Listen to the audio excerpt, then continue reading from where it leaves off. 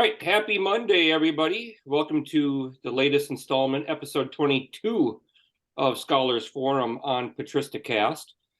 I'm especially delighted today to have a couple of my really good friends on the show, Don Springer and Kevin Clarke. We're here to discuss their recent edited collection of essays, Patristic Spirituality, Classical Perspectives on Ascent in the Journey to God, published by Brill just this year. So, Kevin Clarke, K-Ball, as the people at Papist Patristics Institute call him. Just you, John. Just me. Well, that's enough right there. That'll catch on. Is Dean of the Institute for Lay Ministry and Associate Professor at Sacred Heart Major Seminary in Detroit. Kevin, welcome. Thanks for having me on, John. It's a great pleasure to finally make my grand appearance and debut on the Patristic Cast. Oh, it's wonderful to have you here. Thanks for joining.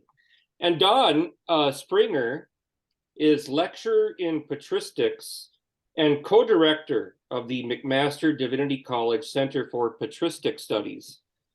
Now, before we hit the book, Don, tell us a little bit about this new Center for Patristic Studies at McMaster. This is a brand new initiative that you are spearheading. It is. Well, thanks for having me on and for the opportunity to talk about it. Yes, you mentioned Papist, and I know that the three of us were all impacted in a very significant way by the opportunities given us there. And so, as we'll talk about, not only did that experience for me inspire part of the book that we'll talk about, but also very much this center. And so yeah, what we're hoping to do is create a bit of a community to give an opportunity to study the fathers. And so we have an existing MA and PhD program in theology, and so we'll begin to offer a concentration in patristics within that program, but also, as the two of you can attest, one of the beautiful things about Papist was very much a student-focused institute, and it gave us, the three of us, a lot of opportunities, not only to build great relationships and to read the fathers, but for so much else besides. So yeah, that's kind of the heartbeat of what we want to do up here in Canada at this center is, again, create a community for students, give opportunities for research, and yeah, so we're just getting started though. Just got green lit this past month or two, and starting building from the ground up. Mm-hmm. So an exciting time. Yes, it is, very much so. Congratulations. I know you've been working on this for quite some time. Now, in full disclosure to the audience, you are, in fact, a Canadian, so I hope they don't hold that against you.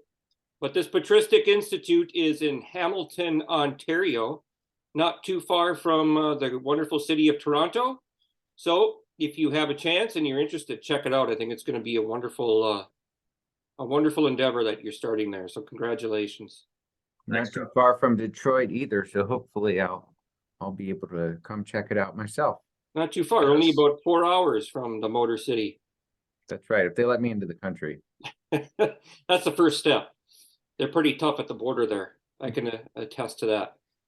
So let's dive right into the book then. So, Classical Perspectives on Ascent in the Journey to God. So Don, you had mentioned that part of the inspiration for this volume was Papist Patristics Institute. I wonder, before we get into your guys' essays and a discussion of the book as a whole, tell us a little bit, both of you, about the inspiration of the book, how it all came together. Tell us about some of the scholars you organized, because you've got a really high-class list of contributors to this volume. So why don't you go ahead and talk a little bit about that stuff initially here. Sure.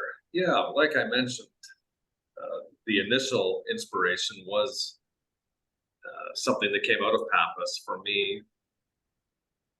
again, as you know, I have a Protestant background, and one of the unique features at the time of our summer institute and the grad student conference was that it was just such a beautiful community, but very uniquely split, almost into equal thirds in the summers anyway, between Catholic, Protestant, and Orthodox students.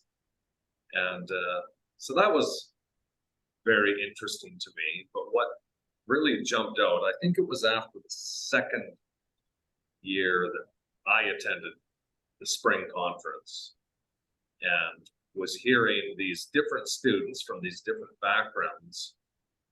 There were several papers on themes similar to what was my interest. And so the volumes about Ascent to the Divine, but papers on theosis or whatever, different realms of the spiritual life. And I just found it so fascinating that those of us from very different backgrounds could really zero in on some of these similar themes. And I thought, boy, that might be an interesting volume of people from different backgrounds on this central theme of the journey towards God. So that was the initial impulse for me. But I'm big on ideas and low on execution sometimes. So that's where Kevin comes in. Well, Kevin, before you take over, I just want to clarify one thing. Yes, Don, you made a really important point. You are Canadian, but you are also, in fact, a Protestant. I think the viewers should just keep that in mind as we continue in this conversation. No, but you are right, though. That was a really good mix at Papist Patristic Institute between Roman Catholic, Orthodox, and Protestant. And I think that's what made it such a wonderful place. Kevin, you want to say a few things about the book itself? Well, first about how I sort of got roped into this project. Don and I were talking, he was telling me about his ideas, and you know, I said, hey, that's great. Why don't we do this? You know, and you know, I think it was at the summer conference, you know, was it maybe 2016 that we really started. It was the second year that we were talking about this, and so our resolve really started to build some traction, and that's when we put together a plan to issue a call for papers and start contacting scholars that we knew. As you mentioned, Pappas was instrumental, but also Bruce Beck, and I have to give a huge shout out to Bruce Beck, his example of not only what he put on in terms of the Summer Institute, where we would come together and really focus on texts of the fathers, but also the network that we established there was so valuable. So many of us are just good friends, not only students in the fathers, but you know, we've kept in touch, and it's I found it to be one of the more enriching both professional and personal experiences from all the conferences that I'm involved in, and so a big thank you to Bruce for his role. But yeah, we have several contributors from Pappas, not only Don and myself, but also Brian Matz, Despina Process, Sean Argandis of Moberg. So really some high quality works in this volume from that. Mm-hmm. So but anyway, it was a lot of fun to work with Don, and you know, we had, I think, some delays from the pandemic and, you know, our various life changes and whatnot. So it's been a long time in the making, these 6 years, but it's so good to see the fruit of our labors, or at least know that it exists. Hopefully we'll get our hard copies soon, but That's another story. Yeah, you guys did have to work through the pandemic. That really uprooted everybody's life for a couple of years. So Yeah, I was really worried that we'd lose a contributor or something like that because, you know, the, uh, you know, folks want to see their stuff published, but we wanted to make sure that we were committed to the project and good stewards of the work entrusted to us. So, but I tell you, you know, reading the essays as a co-editor, feel like I learned so much from our contributors. mhm, Just really, really fantastic essays. mhm. Yeah, you got, like I said before, a really world-class group of scholars to contribute essays. And they address a variety of themes, and you organize the chapters or sections somewhat thematically. Yet, in spite of that variety, you guys, in your introduction, try to identify a theme that runs throughout the variety of papers. And I'm just going to read from the opening paragraph here, where you guys sort of take out two biblical passages that are key to understanding this theme, Philippians 2:7 and 2 Peter 1:4. And you guys say here, quote, "The economy of salvation has two equally scandalous movements: the depths of the descent of the eternal God via his coming in the incarnation, and the heights to which humanity thus united soars." And the passages that you guys put together here that kind of encapsulate this theme: Philippians 2:7, he emptied himself, taking the form of a slave. That's the great kenosis hymn. And then 2 Peter 1:4, so that you may become partakers of the divine nature.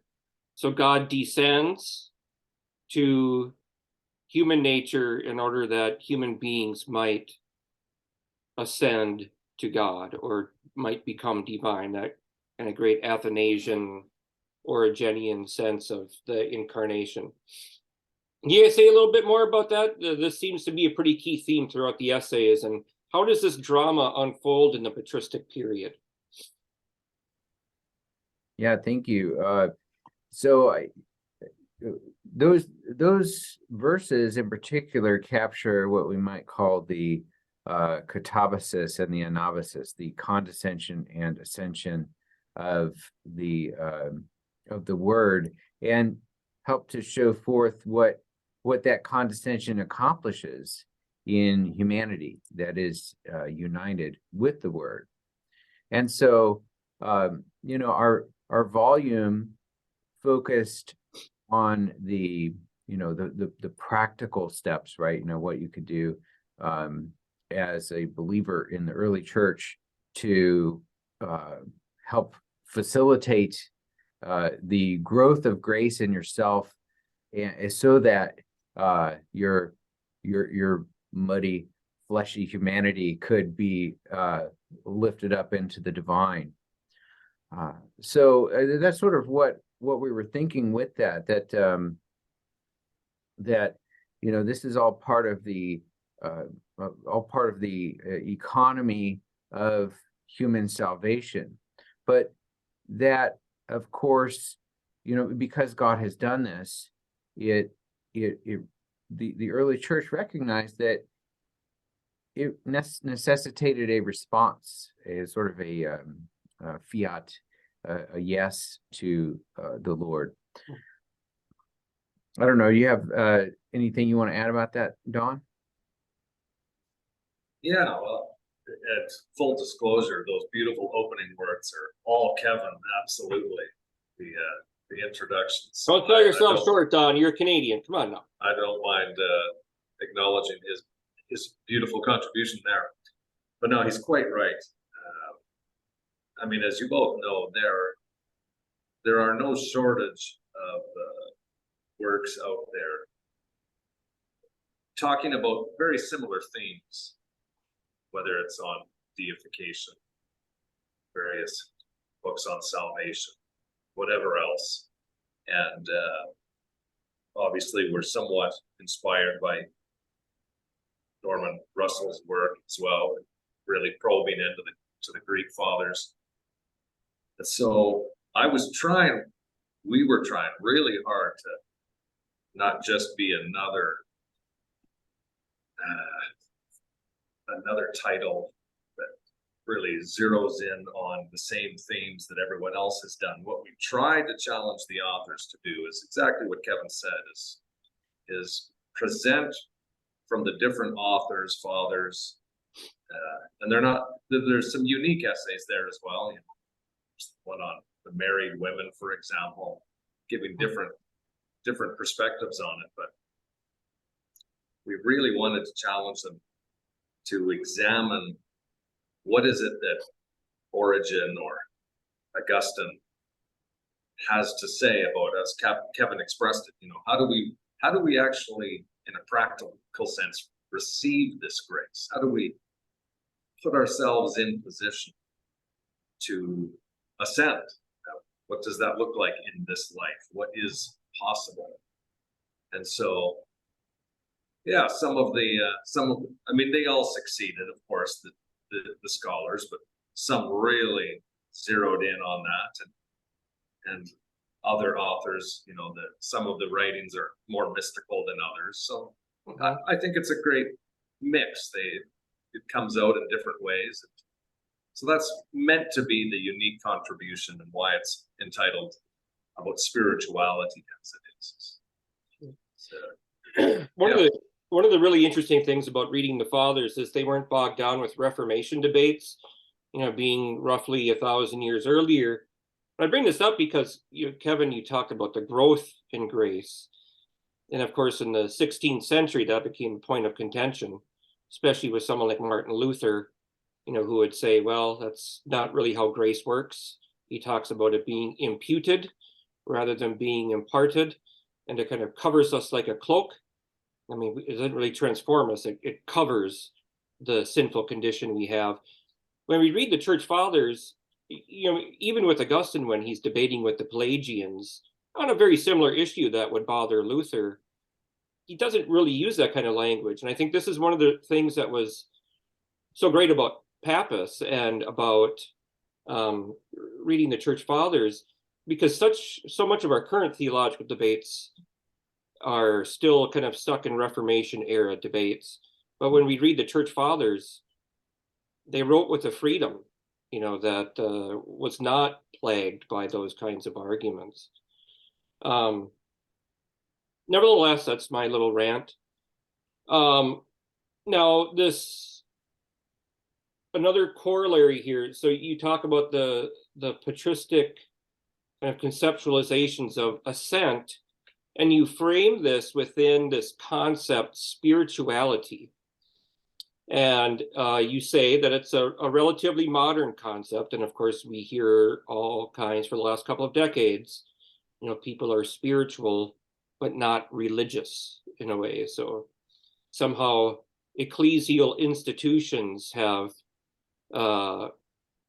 provided the fetters, you know, which keep people in chains, and the spiritual but not religious has sort of been a way for some people to liberate themselves from the institution. You're not using spirituality in that way. Can you talk a little bit more about that? How are you using spirituality here in a way that a modern audience might see the difference? Yeah, that's a great question. I can go ahead and get the ball rolling, and Don, feel free to jump in whenever. But you know, I think one of the things that really comes forth in these essays is the range of spiritual practices that is particular to each of our contributors.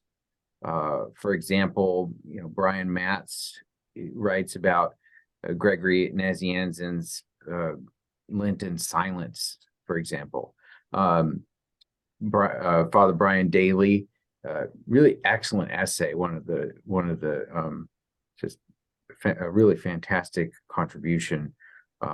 His treatment of the the Marian aspect and how deeply liturgical that is, and how the early Christians saw her role with the soul of the believer. So, it in a way, it kind of transcends categories and enters into all aspects of Christian spiritual life.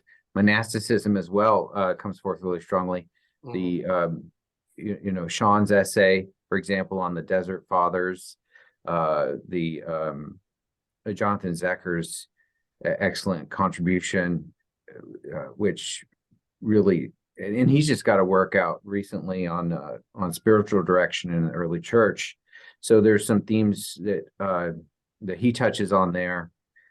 And then you mentioned Sandy Haney's essay, which it was really fascinating and unexpected, not something I would have thought about when we were coming to this topic, but the spirituality of the lay married woman, and so they're so broad, and that's I think one of the marvelous things about this essay is that whoever you are as a modern reader, you're going to find points of contact with early Christian wisdom.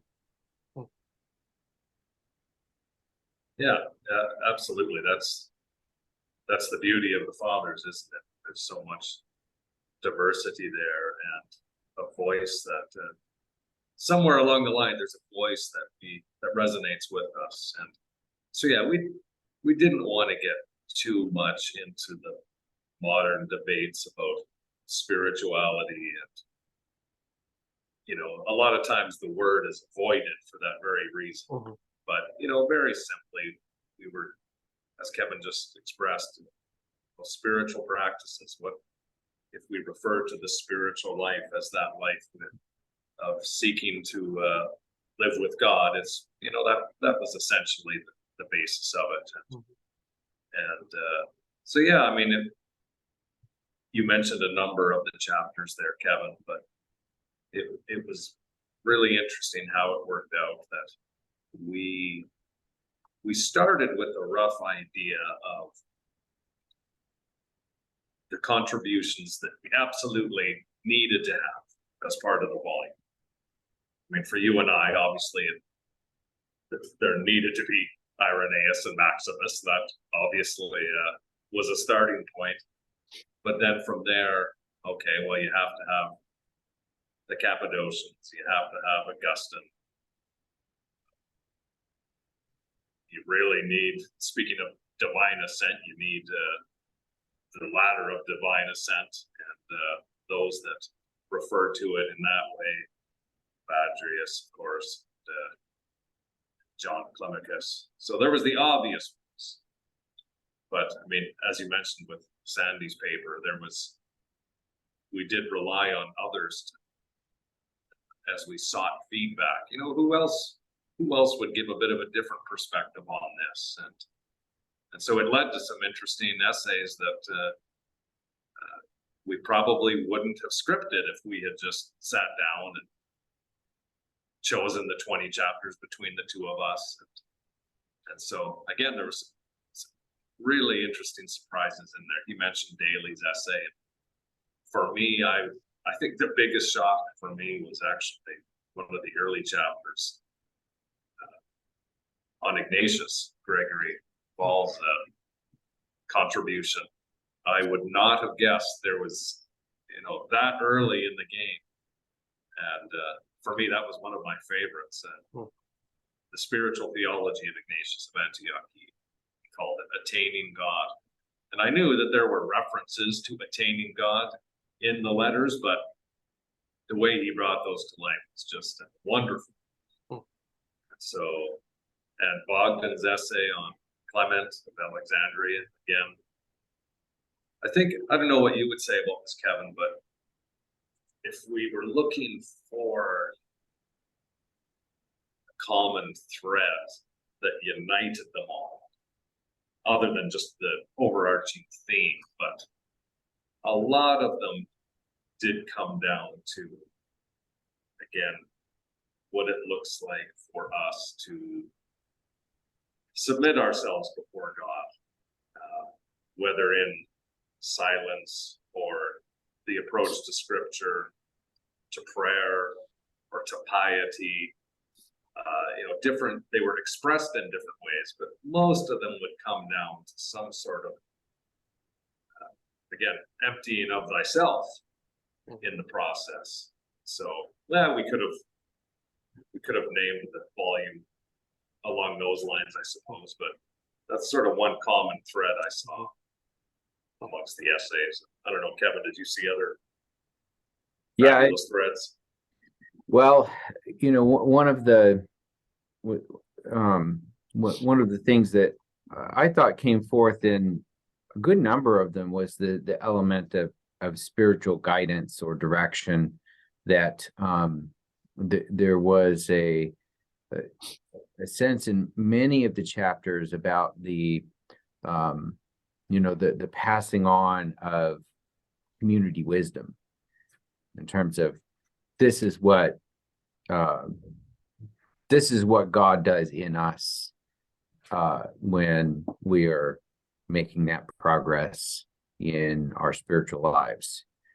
And so, and I mean, even like my Maximus chapter, I talk about the theme of almsgiving, for example.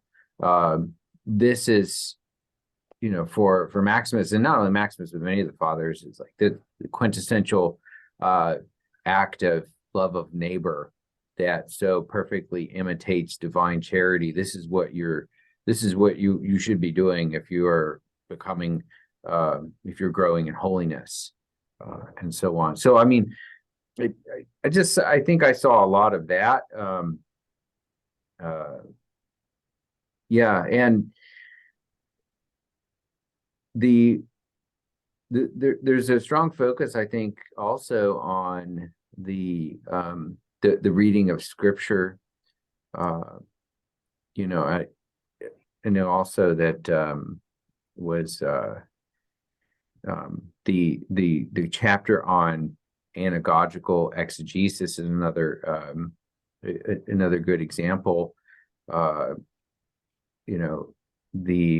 I think when a lot of people hear about Ascent, they think about that, anagogical reading of scripture, the upward leading sense, and Anne Conway Jones does a great job of that in her treatment of Gregory Nyssa and his reading of the life of Moses. But then also Amy Brown Hughes with her treatment of Origen's commentary on the Song of Songs. So there's a lot, and not to mention, of course, the well, you know what I mean, the Qumran community with the study of the Old Testament scriptures, and then Ascent in the New Testament with Stanley Porter and some of our Foundations chapters. So if you're looking for scripture that will help to inspire the growth in holiness, it's also a really useful text in that way. So before we get into your respective essays, there's another theme that I want to talk a little bit about that you hit upon in the introduction, and that's philosophy. So at the very beginning, you open with the scandal of the incarnation, and anybody who's read the Fathers knows that this was a critique leveled against them by some of their pagan intellectual counterparts. Why did God have to send Jesus down? Couldn't he have just snapped his fingers and waved a magic wand and made everything better? Or if he sent somebody down, he wouldn't send somebody who would die on the cross. He'd send a Superman, who would come and save the world. So it was a philosophical problem for them. And you guys, you talk about this. I'm going to read this little passage here from the introduction and ask you guys to comment on it a little bit. Quote, "Another notable feature of the patristic writings is the manner in which practical concerns were informed with the language and tools of philosophical inquiry. The patristic era was philosophically well equipped to guide the development of the theology of ascent, borrowing freely from Platonic, Aristotelian, and Stoic schools of thought. Robust philosophical notions of nature, the soul, virtue, detachment, contemplation, and participation served the Christian tradition well in this regard, end quote. So all these concepts, nature, soul, virtue, detachment, contemplation, participation, all these key concepts associated with the Christian spiritual life were concepts also found in the Greco-Roman philosophers. Can you talk a little bit about the role of philosophy in here, and how were Christians well equipped to use this language? Whoever wants to start. Yeah, one of the really interesting things that you'll find in the volume is, you mentioned today the contemporary use of the word spirituality. And one of the things that becomes really clear pretty quick is that we're really talking about some very different things here, contemporary to ancient. If you go to a large bookstore today, and if they have a spirituality section, you know, not that we're trying to be snobbish or anything, but the materials on the shelf will be, well, very different from, again, what they're talking about in the ancient world. You know, anyone can write a book of spirituality and how they feel and how to discover the power within, or whatever they're writing about. But as you said, even though these fathers and mothers are also very interested in the practical concerns of life, how to navigate it, how to live, what do they say today? How to live your best self, or whatever else. You know, they care about these questions. But what you see them doing is, again, as with the quote there that you used, is they're borrowing freely outside of themselves, and they are tapping into what they considered some of the best language, most effective frameworks of understanding. They're using the tools of that day to bring to life these principles that they saw in scripture. So you're right, it has caused, of course, many debates over the centuries as to when you're just using the language and when you're being unduly influenced by it. But again, they're not just spewing their own individual wisdom here. They are drawing from so much, and we feel they're doing so through the framework of biblical truth, and helping their readers to interact with it in a unique way. So again, it's a very different approach and methodology to spirituality, for sure. Yeah, you know, I think one way to kind of capture the difference, you know, today it's the subjective sense of self that, you know, if you intrude upon that, you are somehow doing violence to somebody. In the patristic period, there wasn't this subjective sense of self, you know, didn't really seem to be, that wasn't part of their purview. And when they're using, just for an example, you know, when they talk about virtue, this concept that they take from the philosophers, you know, how do we cultivate virtue? Well, for Origen, you do that through working within the institution. You have duties as a member of an ecclesial community, and you acquire virtue by fulfilling those duties towards yourself and towards others. Quite a different perspective than today's very subjective sense of spirituality. I think just, that's Kevin, just go ahead. to leap in on the philosophy conversation, is that for the fathers, Christianity is philosophy.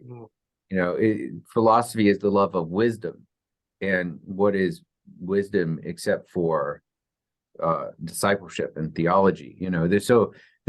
This is a wisdom both in theory and in practice. So in the volume itself, of course, we have Hans Boersma's work doing all the heavy lifting. In some way, it was unfair to have just one chapter on philosophy laying the background. But he did a magnificent job focusing on Plotinus and the sort of the Neoplatonic backgrounds for much of what the fathers are doing, but really that kind of Christian philosophy permeated the volume, whether it be in Bogdan's essay or the essays on the Cappadocians and on and on. So, but you're right. It's a very, same thing with the philosophy section at the bookstore today. You never know, or metaphysics. There's a good place to see some very interesting things that somehow maybe could have ended up in the spirituality section of the bookstore. Can we put this in spirituality or metaphysics? Yeah.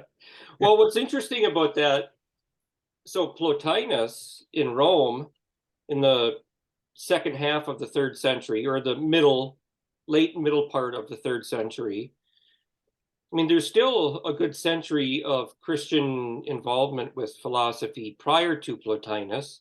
So you got Bogdan Bucer's essay in Clement of Alexandria, who's I think probably dead before Plotinus was even born, or at least very close. This intellectual development of the Christian tradition says something, I think, about the rise of Christianity itself. And so you got Maximus, is he the latest writer? Is he the latest thinker in this essay? I think, or he's towards the end. Yes. And you have as early as Ignatius of Antioch, who maybe was involved in some philosophical debates, but certainly not a great deal.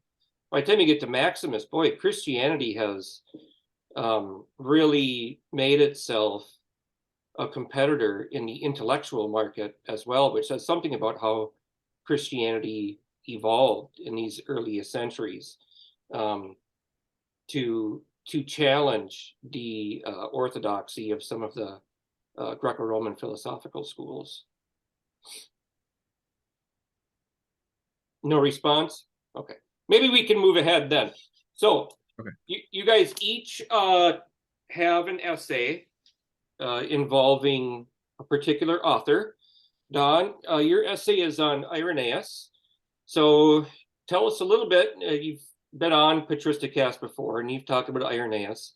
But for the new viewers, for my new disciples, why don't you tell us a little bit, just briefly, about who Irenaeus was, and then tell us a little bit about your essay.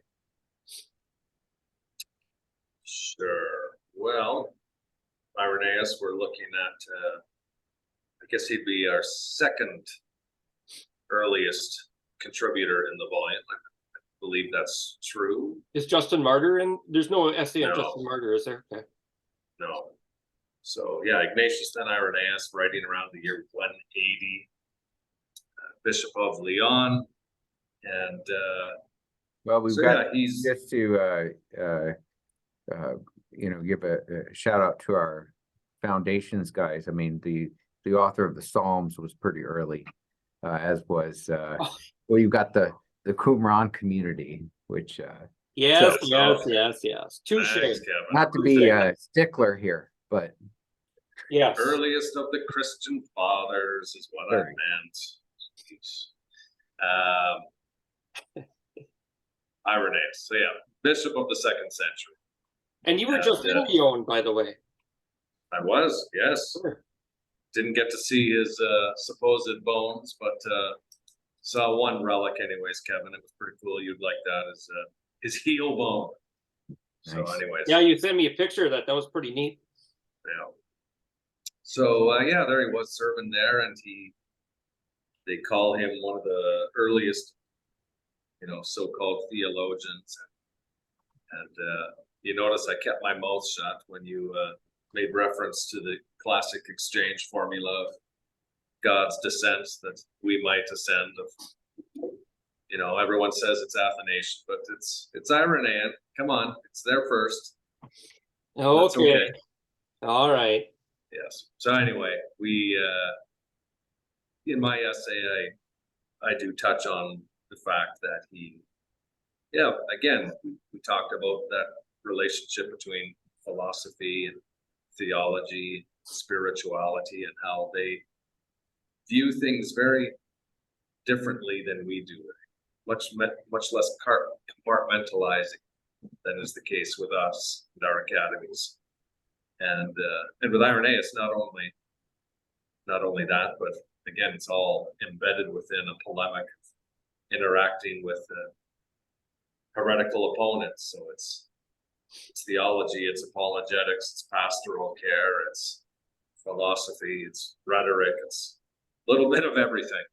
Some would say none of it's exceptional, but it's let me interject just for a second, because there's something really important about Irenaeus too, and that's that he was multilingual. So it's thought that he came from somewhere in modern day Turkey, isn't that right? And he would have been a native Greek speaker, right. who then spends his intellectual and pastoral career in Rome for part of the time, and then Lyon. So he's bringing Greek into the Latin West. Another important part about Irenaeus' contribution. Right. I mean, it was probably largely a Greek-speaking community that he was ministering to. But it was very what we would call multicultural. And he makes a crack about being a man among the barbarous Celt-speaking Gauls of his day. But yeah, very interesting how he was a very early globetrotter. So makes a fascinating tale, his life. And so he is writing in a time when there are many competing claims about the nature of life and the origins of life and the meaning of it all. And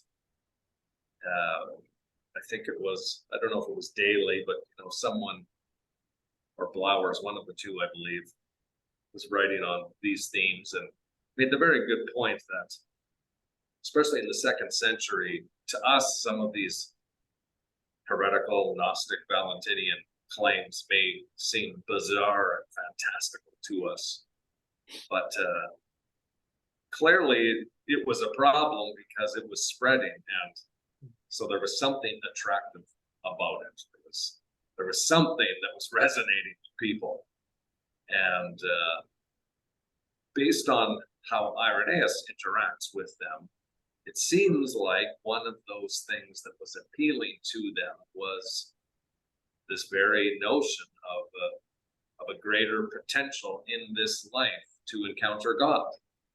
And so we won't get too carried away with that, but it pervades a lot of his writings, various themes of connecting with God, growing in God, becoming like God. Mm-hmm. And so what I do with the paper is, I tend to be a very linear thinker. And so I basically just looked at all of the various Ascent-related texts that he has and just tried to dig into them and isolate the most important. And what I observed as I did that was you see a very interesting progression through his primary work against heresies. And it's, again, the historian in me is trying to create categories, so you can critique that, but it seems to me as he first begins talking about it, he really zeroes in on an issue of potential, humanity's potential. What is the problem? What can be experienced? What can happen when one connects with God? And he progresses from there to the possibility for growth into the things of God, then progresses to more of themes of theosis, becoming like God, and then finally ends on themes of the end, the eschaton. What will the final stages of ascent look like? So again, through Against Heresies, he really leads the reader along this, an ascent, if you will, right in the text itself, starting at the beginning and concluding at the end of time, and showing how humanity was meant to grow with God. This was why we were made, and this is what is possible. And so, yeah, I find it a fascinating process that he highlights for us. That's what I like about your essay, Don, is that you almost have like this this ascent through Against Heresies that you take. You're very, as you mentioned, you're very clear and linear writer, and I think that you do a great job of laying out what we can put ecumenical differences aside, but I'm not going to call him Irenaeus. I say Irenaeus, but Irenaeus, you do see this growth in terms of the flow of what he's teaching about ascent in your essay, and I like how you go through the books. Interestingly, I don't know if you saw the news, Don. I don't think we've had a chance to talk about it, but Pope Francis has declared Irenaeus a doctor of the church now. So now Irenaeus, the most recently proclaimed doctor of the church, is the earliest doctor of the church. So anyway, I was jealous when I saw you made that pilgrimage to Lyon, but next time you go there, don't send me a picture, send me an actual fragment of the heel bone. I'll see what I can do. So there's a concept that's very important in your argument that you didn't talk about, and it's one that might strike, again, a modern reader who's perhaps more interested in the modern spirituality section, piety. And piety in a lot of circles today has kind of become a pejorative. You'll often hear about people talking about these pious priests in the Catholic Church, and they're just stiff, anti-intellectual. How are you using piety in the context of Irenaeus? Right. Yeah, good question. Essentially, using that word to describe the life of really incorporating the things of the teachings of God. And again, it's an ascent. It's perceived as an ascent to God that is not one strictly of the mind. It's not merely a theoretical process, but it's very much one. It's an embodied one. It's something that occurs in real life, and with the assumption that if one is encountering the divine, if one is receiving grace, then there is something that is meant to happen in that life. And I would say for Irenaeus, and probably for all of the contributors that are examined in the volume, that there is a very real expectation that piety, that is the life lived in love for God, while being expressed through actions of love, that this is absolutely going to be manifested in those that are ascending. Yeah. All right. Well, not a great definition of piety, but good enough for Patristic cast. There you No, you did very well.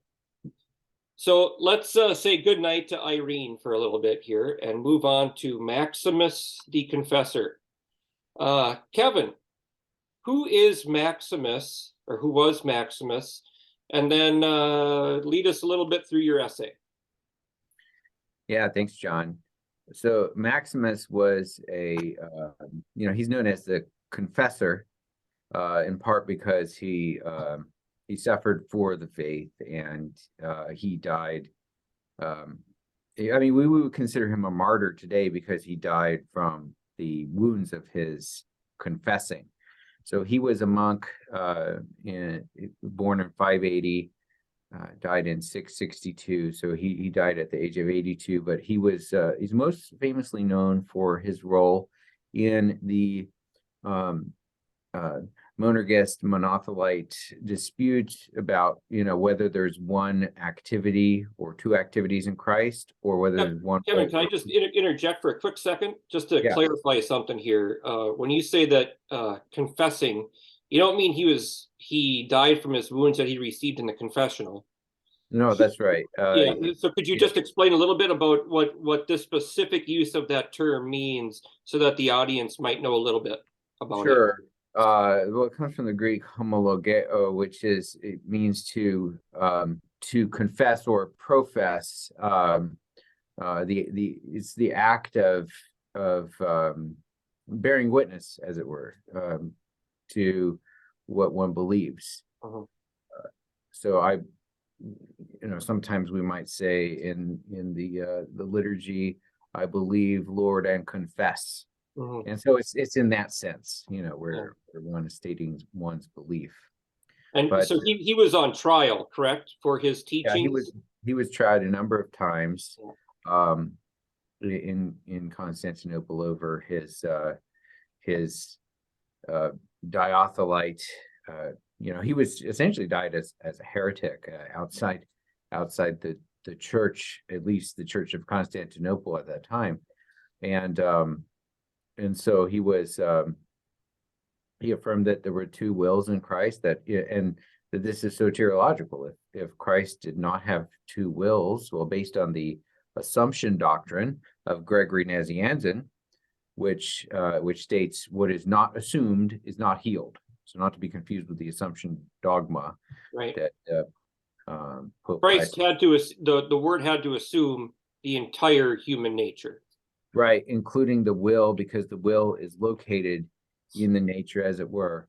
So, and Maximus's point, of course, is that if the will was the first thing to fall, even before the act of eating from the tree of the knowledge of good and evil, the will gives its consent to do so. So if Christ didn't assume a fully human will, then he didn't save that part of us, and he didn't. It's not like there's a mixed one will in Christ either, because then that would make him something other than human. So that's what's called the tertium quid theory, the third thing theory. So anyway, there's a lot of deep Christology in Maximus, and a lot of what we might call the philosophy of nature, or physis in the Greek. So, okay, that's a good rundown of Maximus. You said, could you give what year did you say he died again? 662. 662. Okay. Yeah, and he's not the last of the fathers either. No. John, we got John Damascus, and not too much after Maximus, but Maximus is the last in this collection, right? Or was there an essay on John of Damascus? I can't remember. No, there was not. Yeah, so tell us a little bit about your essay. What does Maximus the Confessor have to say about divine ascent? Yeah,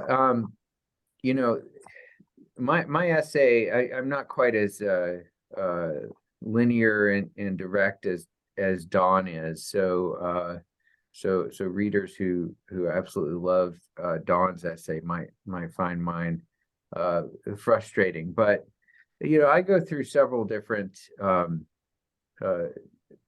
treatments that Maximus takes up. The first of which is his examination of the sense in which that the mysteries, that is that's the Eastern way of describing the sacraments, for example, the way that the participation in the mysteries leads us up, right? And so I go through that in the first part of our of my essay here.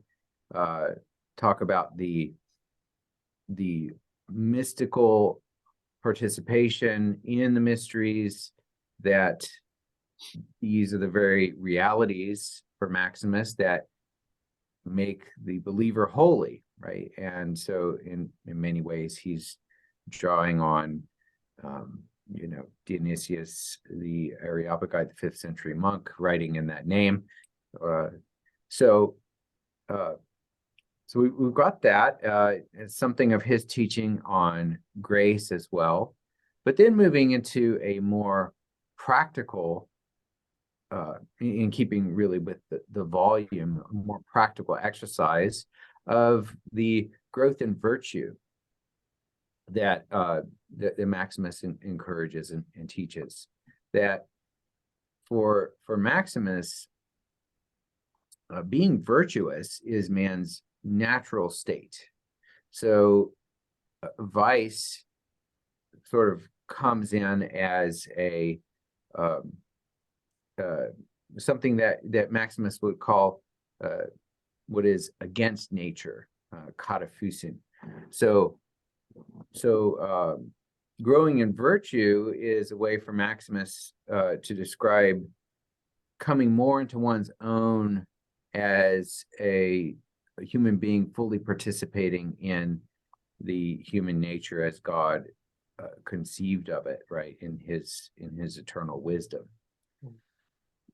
One of the practical aspects for growing in holiness that Maximus talks about, and he really develops this in his Centuries on Charity, is the act of almsgiving. And so in Maximus, I have a couple of quotes from the Centuries on Charity here, and I also try to show how Maximus is drawing from the patristic tradition, the broader patristic tradition on almsgiving as kind of an atoning act, as it were. Where is putting him in conversation with Chrysostom and Jerome, if our readers want to read further on this topic. But Wendy Meyer's done some good work on this as well. But Maximus points out that this act makes one most like God, because God loves all of his works equally, and he as the scriptures say, causes his rain to fall both upon the just and the unjust. He showers his blessings on good and evil alike. So if you give indiscriminately, as it were, both to the good or the evil, then this is an act of pure divine imitation. And I think that challenges us as moderns, because we're always wanting to vet the worthiness of the recipient of alms, aren't we? Where, we often judging the beggar up and down based on his appearance, or there's an interesting anecdote about C.S. Lewis, where he was with a friend of his, and they encounter a beggar, and Lewis gives him some money, and his friend says to him, "Well, why'd you do that? He would have only spent it on drink." And Lewis said, well, better him than me. Yeah. And I think we probably have a kindred spirit in Maximus in the 7th century, that this is an act of participating in God's goodness. So I talk about that quite a bit in my essay, but really the focus for Maximus, and this sometimes is lost in not really among scholars, but when folks focus on Maximus, they often focus on his role in the development of doctrine and the Christological disputes, but Maximus is a great theologian of love, and in one of his best works is the 400 Centuries on Charity. There are the 400 chapters, and there are these brief quotes on the nature of love, and so in the final part of my essay, I focus on especially what's Maximus's teaching on love, and how does that affect humans' ascent, leading to deification and the satiety that comes through the enjoyment of the divine nature in beatitude.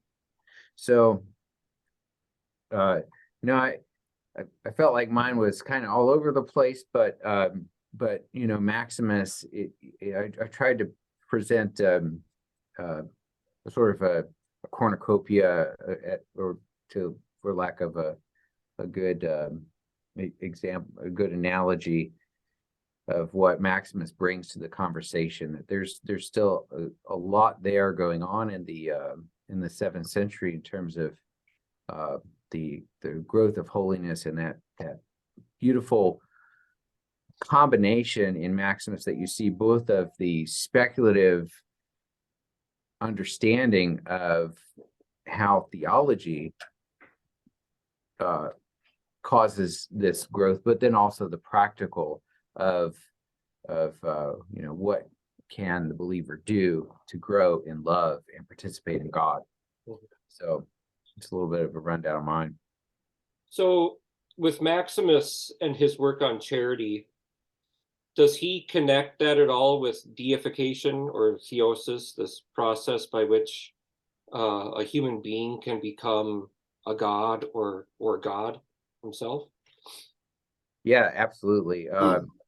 So this is really at the core of Maximus's thought, that the extent to which God becomes man is the extent to which man becomes God. So and that was one of the key factors that influenced my contribution to the introduction that we talked about earlier, that it really is all about theosis. This it is God's act in us. And I thought Lewis put it really well in the afterword. Lewis Ayres, his excellent summation that really it's God's own work in us that causes us to do these sorts of things. So yes, we cooperate. We're co-working with him in terms of divine and human synergy, but it really is his work that he's accomplishing. So you're connecting this with charity, and I'm curious, because I've been doing a little work on the reception of Psalm 82 in patristic discourse on deification, especially Origen's reception of it. And I know Don has done a little bit of this work as well on Psalm 82. And it seems to me that a lot of the writers leave out or omit the middle sections of Psalm 82, because it begins, you are gods and the assembly of the gods. But then after that, it says, how long will you be a respecter of persons, do justice to the orphan and widow? And Origen takes a hold of those middle sections and says, this is kind of the key to how we become divine, is we take on this persona of God when we do justice to the orphan and widow and we help out the poor and the humble. Does Maximus at all treat Psalm 82 in his discussions of charity? And if so, does he talk about these middle verses? Yeah, that's a great question. I can't put my finger on an answer at the moment in terms of where he does, but I'm almost certain I've come across this. I can't remember if it's in his questions to Thalassius or perhaps in the Centuries on Charity. But yeah, I don't know off the top of my head, but I'm almost certain I've seen it. Well, one of the reason why I ask is because one of the themes underpinning this entire collection is, we talked about it in the introduction, is the practical life, how we live this stuff out. And it seems to me that in most early discourses on deification, Psalm 82 kind of gets used as a proof text. This is the word saying that it's possible for humans to become divine.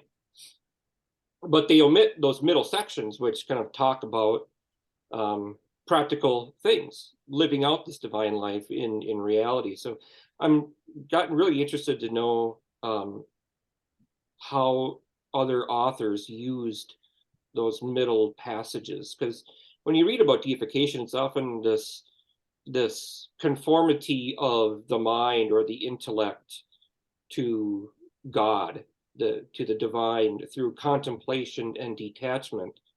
But one of the things I like about Origen's homily in Psalm 82 is he gives it a real practical pastoral element of doing justice to the poor and the needy. I don't know if anybody else does that. I'm kind of been looking around. Yeah, it's certainly implicit in what Maximus asserts about not showing partiality in giving. We don't give in order to receive something back from someone. Right. And I don't, if I had my copy of the volume yet, hopefully Brill has sent them in the mail by now, but I hope somebody at Brill is watching this.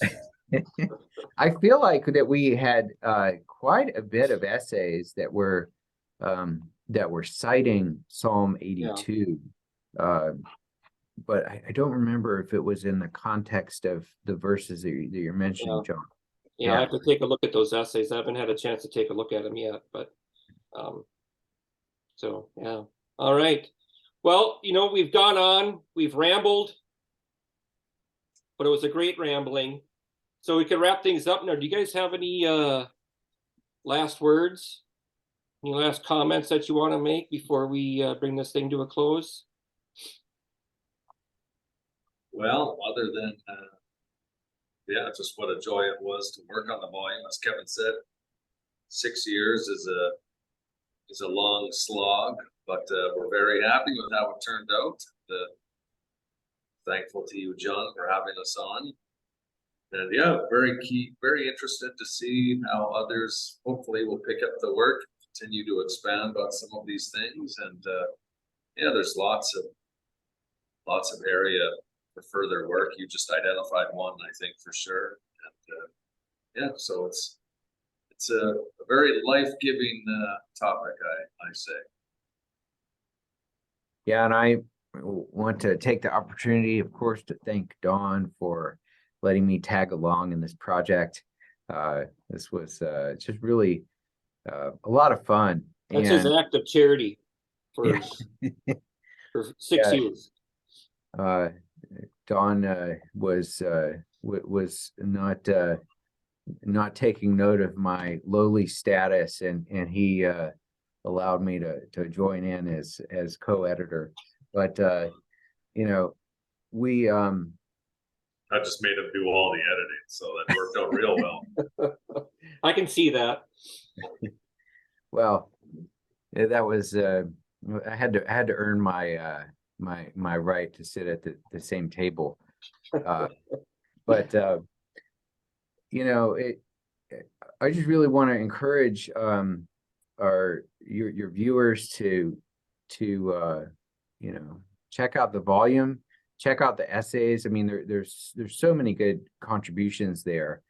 You know, whether you're an academic or whether you're just learning about these things. I think that the volume casts a broad net and has something for everyone. There's a lot of enriching wisdom for and ideas for future study, as you illustrated so well, John. But then also for those wanting to grow their own spiritual life and practice something ancient. Well, there's just tons of patristic wisdom there. So yeah, Well, check you it out. just anticipated a final question that I had, and that's about the kind of audience that you're hoping for, the kind of readership. And so thank you for anticipating that question. Well, Doctors Springer and Clarke, thank you guys very much for joining this latest installment of Patristic Cast. It was a wonderful discussion. I hope the audience enjoys it just as much as I have. You guys take care. Have a good week. Thanks, John.